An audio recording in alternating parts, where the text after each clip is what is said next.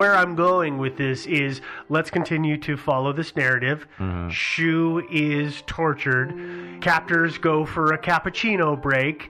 Shu breaks free, looks over and sees the lidocaine and says, here's a whole vial of lidocaine, and just downs it as a general painkiller to get into his entire body because he doesn't want to take the time to inject it. I don't know. But I would think that would like numb the hell out of your throat and your gut, but probably and not really probably first. Yeah, I be a good painkiller overall. It doesn't seem like a really good idea. It's all local. Okay. Just reading WebMD here. Lidocaine's local only. Well, but that's So if he had drank it, then it would not have. Okay. It wouldn't. Yeah. That doesn't. I work. mean, it would enter his bloodstream in the same way that it would Eventually. have if he had, if it had been injected to locally anesthetize anywhere that they were like cutting. Yeah. But swallowing it'll just make your mouth and throat real and throat numb. and gut numb. Yeah. Got it. Yeah. Yeah. That's what I thought. Okay. Yeah, and so And he would have known that. yeah, he should have known. Should've. Yeah, he was a doctor, so the especially the lidocaine indicates self-mutilation to me. And of course, there's again, as you mentioned earlier, when he was on Highway 10, he drove right past a cop car. Yeah. That was pulled over to the side, had its lights flashing and everything, and he drove right past it. So that doesn't make. You would any think sense. that if he was wanting help, he would have Yeah. stood on the brake. Yeah. And Or that he would have, or he would have just driven by and go, "Hey, pig!" Yeah, that'll get us attention. Smells like donut. That'll always get him. That'll always get him to help you. Yeah, and so I got to give the whole murder thing a fail, which kind of exonerates Nancy and Tracy both, plus any other unnamed murderers out there. I don't buy the murder theory, which leaves us with a couple more theories. So our next theory is that it was suicide. And like I said, the initial coroner's verdict was suicide, which was presented to a grand jury, which has upheld the verdict. And of course, there was a psychological autopsy. And what the psychological autopsy noted was that he'd been diagnosed by a psychiatrist, and he'd been seeing a psychiatrist since like December 1999. Right. When he started having anxiety, apparently about these letters and things and the insurance. But he was diagnosed as having panic disorder with agoraphobia. And of course, they noted that this kind of anxiety disorder does raise the risk of suicide. And also, he'd stopped taking at least one of his meds, which was venlafaxine. Or is that venlafaxine? I'll go with venlafaxine. Venlafaxine. He was also on clonazepam. Yeah, which is very similar. Yeah, he was also on clonazepam, although he did have some of that in his system in the autopsy. His medication history, he originally began taking just clonazepam at 0.5 milligram twice a day. In May 2002, less than a year before his death, the clonazepam was increased to 3 times a day, and the venlafaxine was added. And then by the time of his death, the clonazepam had been doubled again to 1 milligram 3 times a day, and the venlafaxine had been quadrupled. And so that kind of indicates to me that his issues were like maybe worsening. Well, but these were not the only medications that they had tried. He had been on multiple medications. He'd been on some other ones too. But every time, it's every medication that he was on. I think that, every one that he was on, he didn't take anymore because he complained of sexual side effects. Which is so common with these things. It is, but it also... it's common with he self-terminated the prescription. Each time it sounded, at least according to the psychological autopsy, as if he went to his doctor and his doctor was like, "So you're still taking it?" He's like, "Oh no, I stopped taking that." Well, why? Because I had problems in bed because of it. Like he never did it under the direction of his doctor. I wonder if these increases were not because they were increases in symptoms, but because it wasn't working. Mm-hmm. And at some point, I think everybody should do this, right? If you're prescribed a medication for something, you need to evaluate for yourself, am I getting a benefit from this medication?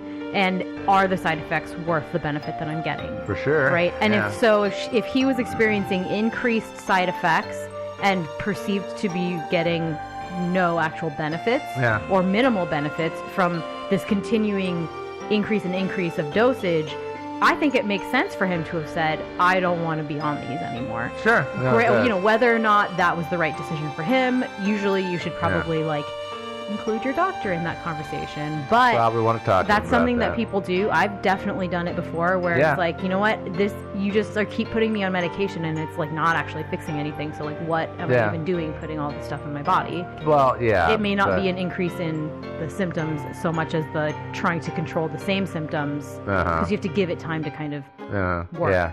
But yeah, so it just wasn't working, so keep kicking it up and kicking it up and kicking it up. Yeah. But then again, he was on fairly high levels of these things when he died, and again, he stopped taking the venlafaxine. There is a withdrawal when you take these drugs, apparently. Mm-hmm. Some of the other things that they noticed, so besides the drugs and him stopping taking them, there was a sort of general pattern of strangeness. There was this whole thing about the notes, which nobody was really sure that if they were real or if he just forged them. Yeah. And the lack of envelopes obviously made people a little suspicious. Another thing that they said, and this was written by psychiatrists, they were the ones who wrote this report, said that somebody like Shu, who was a professional himself in that business, would probably have been able to hide paranoid delusions even from his own psychiatrist. Well, if he had been having he's so familiar with the behavior and everything. Yeah. But I kept looking at the list of medications that this guy was on, and I gotta tell you, you two know this because I've told you this story as it was happening, but I have an elderly family member who was on, as an 80-year-old person, on a lot of medications because that's just the norm. And one of them happened to be a small dose mood-altering medication. Went in and had surgery and got a whole bunch of new medications added on top, and very quickly developed a massive anxiety problem to the point that it was so disturbing. I was on the phone with the doctor because I had very quickly, it was such a short span of time, I could very quickly trace it back. But you could see a guy like this who's on those medications, and that panic and that anxiety would slowly build, and then if he's bouncing up and down in dosages or then self-terminating a prescription, it still takes a long time. I mean, this family member that once we got the meds changed, I think it was like, and this is in a very short amount of time, but it was like 2 weeks or something of a complete medical overhaul or a prescription overhaul for everything to have come out of the system enough that behavior returned to normal or baseline. Yeah. So, I mean, for a guy like this, being on that and slowly working every day with that kind of stuff, I could see him very easily hiding it and being good at keeping it under his hat and not letting anybody know what was going on. Yeah. Oh, yeah, sure, for sure. And it does sound like he had some issues. Mm-hmm. I want to clarify, when we're talking about the psychiatrists that wrote this report, that's psychiatrists who, they were the forensic psychologists. Right. Yeah. Or psychiatrists after the fact, right? They had never spoken to him. They didn't actually have a personal relationship with him. Yeah, they did. They spoke to his psychiatrist and his doctor and everybody else, but they never interacted with But it wasn't like his psychiatrist said, Correct. Yeah, he could have been dealing with some, Correct. Okay, Yeah. I just wanted to clarify, because I do feel like, not to take away from what these people do, but I do feel like there's a pretty big distinction of people coming in after the fact and like saying, oh yeah, this 2020 vision obviously shows that this is what this person was suffering from, versus people who are dealing with it. Yeah. But yeah, no, these guys. But I think these guys had the vantage point of knowing things like, for example, that Shu's psychiatrist didn't know. Sure. Because they undertook an entire investigation into this whole thing. Yeah. Like, for example, one thing that they noted was the laptop incident. They thought was really kind of telling from their point of view as psychiatrists, because he had mentioned to his doctor, Dr. Jasinski, that his full name was Dr. Joseph Jasinski. He mentioned that it had been stolen. He never mentioned that it had been returned. And his wife never knew. His wife never found out the any whole of it. incident. Never found any of it. Never knew about any of it. Yeah. They thought that was rather odd. Number one, that he didn't report it to the police. Number one, and number two, and he thought that, and they also thought that if he had talked to Dr. Jasinski about it, that would have given him kind of an in. That would have given him some insight into perhaps his personality and his paranoid, kind of less rational side, which he never got. Apparently, Jasinski said that he was actually kind of guarded about his own personal life, and was kind of non-committal, essentially, and so he never really got a lot of insight. he said, into his personality, the way he treated him. And so, did he have paranoid delusions? Well, again, we don't know. He told Dr. Jasinski all about the increased vigilance, taking different routes to get to work and back. The P.O. box instead of the mailbox because of the booby trapping. And of course, still with the suicide theory, of course, the scratches, the tentative, the hesitation marks, or an indicator, not proof, but an indicator. There is that police car he drove past, which again indicates they're not murder and torture, but just he wanted to kill himself. He mostly appeared to have his car under control, because the guys that followed him said that he did. He swerved around and slalomed a little bit between the light poles. Got We airborne. went monster truck rally for a minute, but then back on the freeway. Back on the freeway and stayed on it. His brake lights never came on, and so that indicates that he wasn't worried about his life. He was trying to kill himself. And they also looked at some of the other things like that were seen as big positives, like he's retired, he's got this cool new job he's going to get, and he's got this cool new house that they were buying. But from another point of view, that could be seen as well a big scary new mortgage. This new career in private practice. Well, he had been in private practice before he went back into the Air Force. He actually went in and then left and then came back later when he tried private practice as a psychiatrist and it failed. This was his third stint in the Air Force. Yeah. Because he had been in for 4 years, got out for a couple, went back in, got out for about 10 more years when he got his degree, and then went back in. So he had large, and during that second tenure of not being in the Air Force, that's when he went into private practice. Yeah, and it didn't work out so well, so kind of a scary prospect. Yeah, but on the other hand, he was retiring with pension, so it's not like as scared. Like he had a backup. He had a hell of a golden parachute. Yeah. I mean, the two combined pensions were good. I mean, obviously, if that hadn't worked out, then they probably would have had to get rid of the enormous house, because that was way too big a mortgage for there, even for that $7,500 bucks a month. Yeah, it's still way too much mortgage there. But another big issue that I have with the suicide theory is that Colonel Shue was wearing his seatbelt, and he was driving a car that had airbags. But it had front airbags. It had front airbags. They didn't have side airbags. No, actually the Mercury, this one did have side airbags. You positive about that? Yeah, I checked. Wasn't it like a 1995? It was a 95, yeah. No, I did a little research on it. Apparently that particular model was the Mercury Tracer. In the 93 models and on, apparently they had originally automatic seatbelts. Right. Remember those? Automatic those were the most annoying thing in the world. Oh, yeah. So they phased those out apparently in the 93 models and replaced them with side airbags. At least driver's side airbags. I'm not sure that every one of them had that, but okay. Maybe not. Well, the Tracer is equivalent to the Ford Escort. Well, that's okay. why I say that. But here's what I'll say is that, like, the airbag thing, like, fine, whatever. Like, but the airbags weren't enough to save him. Cars have airbags, fine, but, like, if he was trying to kill himself in a car, why buckle the seatbelt? Well, yeah, exactly. That's a problem that I have. But here's what it comes down to is we have, in all tellings of this, there are essentially two big theories: murder, suicide. But you have a third. I have a third one. Yeah. Wait. I actually still have something on suicide, which is the lidocaine. Okay, if he did self-inject in one of the wound sites, so we couldn't see the syringe points or the entry points of that. If you look at side effects of intravenous lidocaine application, okay, there's sleepiness, muscle twitching, confusion, changes in vision, numbness, which is pretty obvious, tingling, which is pretty obvious, and vomiting.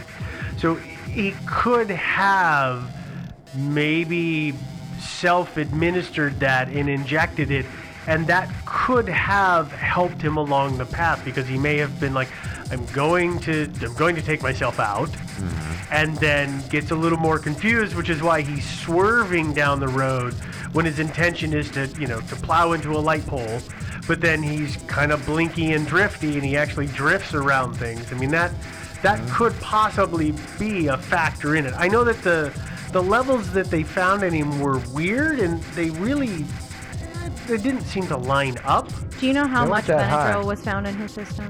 I thought it was something like, I'm probably totally wrong on this, I thought it was like about 0.5 milligram per liter, something like that. Would you like to hear the side effects of Benadryl overdose? Yeah, what I are would they? love to. Great. Extreme sleepiness, confusion, weakness, ringing in the ears, blurred vision, large pupils, dry mouth, flushing, fever, shaking, insomnia, hallucinations, and seizures. Yeah. So Which could also... So you're thinking that? So you think, A combination of all of these drugs in his system could be the problem. Well, and there's also, I guess, like, just to toss out the suicide theory, or to toss a little extra into the suicide theory is like, what if he tried to kill himself with Benadryl, woke up the next morning, or didn't wake up the next morning, tried to kill himself with Benadryl somehow, and then like started having hallucinations and getting really confused, and like went and did all these really crazy things and then crashed his car. I mean, it's not a great theory, but it explains like some of that stuff. Because like who? Well, my problem with the whole thing about Benadryl and lidocaine is the guy was a doctor. He had all kinds of great drugs available to him. He had far better drugs for killing yourself available to him than like Benadryl and lidocaine, I think. Yeah, probably. I mean, that's kind of the issue there. Fair I enough. think. Yeah. Okay, so what's your third theory? I'm not saying this totally rules out suicide. I mean, he might have really wanted to kill himself. Okay. So what's your third theory here? Well, I'm thinking it might have just been an accident. Explain. Well, what if he staged the torture? What if he intended to get into an accident, but he didn't mean it to be fatal?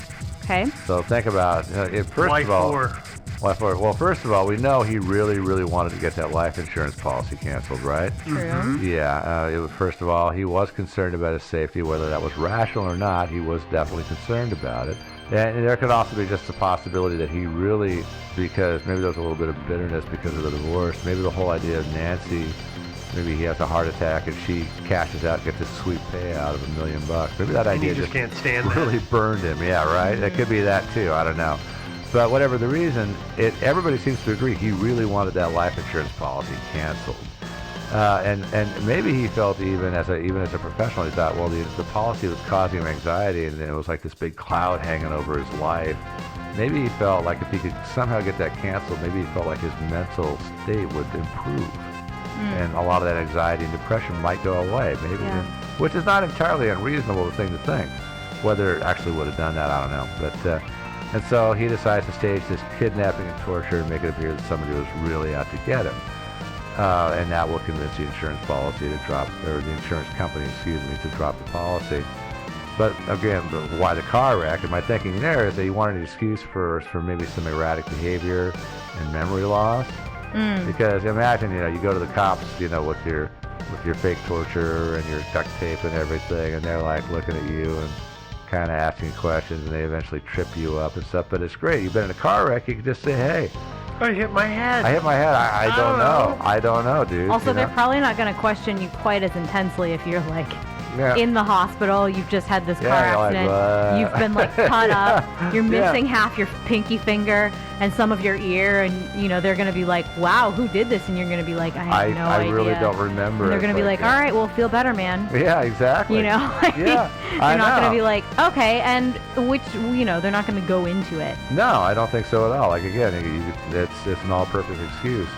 Another thing is if he was trying to kill himself, I've actually traced his route up Highway 10 on Street View. He goes through 3 overpasses that had these nice big concrete pillars that he could have actually plowed into, and they would have done the job really nicely. Yeah. Yeah, and of course there were the light poles too. I'm sure they would have really worked well. The Armed Services report took this as hesitation behavior. For me, it's like maybe he was looking for a softer target than a big old concrete pillar. He may have, when he got airborne, when he was swerving in the median, he may have been like, yes, this is when I'm going to flip. Crap. I didn't flip. Okay, fine. Let's keep on looking. And I got to say, if he intended to kill himself, when I first read about the story, I assumed he plowed head on into this tree. I had not seen the pictures. It's portrayed that way a lot. It looks like, and when you actually see the pictures, it's like I'm looking at that, and I'm seeing the side of his car caved in, and one of the first questions I asked myself was, how exactly did he do that? On purpose. How did he do that on purpose? Like get that tree to just cream the side of his car right where he was sitting. How did he do that? And as we all know, I said, he clipped the passenger side corner. The car spun around clockwise into the bigger tree and killed him really good. And I'm kind of wondering if maybe he intended to drive between those trees. He was not actually driving towards the tree that killed him. Yeah. He was driving to the right of it, and he would have missed it. Thinking he was going to go right between. Between these two thread trees, the needle. and maybe hit some smaller trees, and yeah, there'll be a big kaboom and everything like that. My airbag will go off, but it turned out those little trees were stouter and hardier than he had planned on. And so yeah, that one tree, he hit it, spin around to the other one, and that tree, I looked at the pictures, the tree looked like it was none the worse for the wear. I mean, the tree was the tree seemed to be doing just fine. And so that's kind of my thinking, is that quite possibly he really didn't intend to kill himself. He didn't commit suicide. Or if he committed suicide, I guess he was accidentally. Yeah. Because, I mean, if he killed himself, it was suicide. It just, I guess. Accidental Yeah. suicide is a thing. Mean it. Yeah. Didn't quite mean it. Yeah. I mean, I think it's kind of best of both worlds.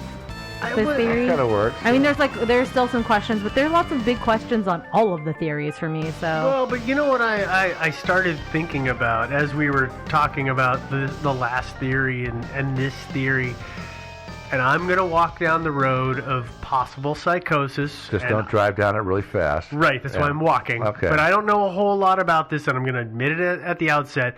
But I just wonder if it's the same, if he's having there's a delusional personality or a second personality. It's almost like, remember Fight Club? Yeah. Tyler Durden, the second character in the whole movie, which he's not really a person the whole time. Spoilers. Yeah, dude. It's been a long time. If you haven't seen it yet, I'm sorry. Yeah. But the point is that it could have been that he had something like that going on, and so he's got this other person that is torturing him and chasing him, when in reality, while he sees somebody else doing this stuff to him, he's doing it to himself. Like he's in some sort of altered state.